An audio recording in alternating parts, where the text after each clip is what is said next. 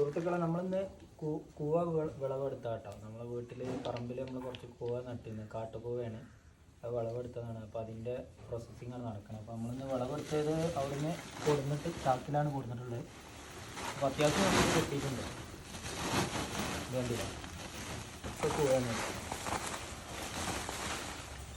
ഇത് ചെയ്യേണ്ടതെന്ന് പറഞ്ഞു കഴിഞ്ഞാൽ നമ്മൾ ഇതിൻ്റെ ഈ നാരുണ്ടല്ലോ, ഇതൊക്കെ കളയണം നമ്മൾ. ഇതിൻ്റെ ഒരു വേര് പോലുള്ള ഒരു നാരുണ്ട്. ആ നാര് കളഞ്ഞ് കഴിഞ്ഞിട്ട് ഇതുപോലെ വൃത്തിയാക്കി എടുക്കണം.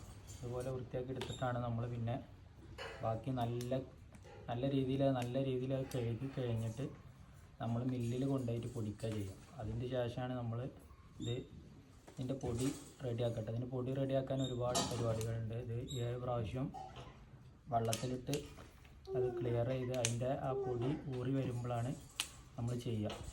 അപ്പോൾ ഇതാണ് ഇതിൻ്റെ അകം, കണ്ടില്ല? അപ്പോൾ ഇതാണ് ഇതിൻ്റെ ഈ നാര് ഫുള്ള് കളയണം. നല്ല കഴുകിയിട്ട് മില്ലിൽ കൊണ്ടുപോയി അത് ഇടിച്ച് കഴിഞ്ഞിട്ടാണ് നമ്മൾ അത് പിഴിഞ്ഞ് നല്ല രീതിയിൽ വെള്ളത്തിലിട്ടിട്ട് അത് ഒരു 7 പ്രാവശ്യം അത് നമ്മൾ ക്ലിയർ ചെയ്തതിൻ്റെ ശേഷമാണ് നമുക്ക് ആ പൊടി കിട്ടുക. അപ്പോൾ ഒരുപാട് പ്രോസസ്സിങ് ഉണ്ട്. അങ്ങനെയാണ് ഇതിൻ്റെ സംഭവങ്ങളൊക്കെ ചെയ്യട്ടോ.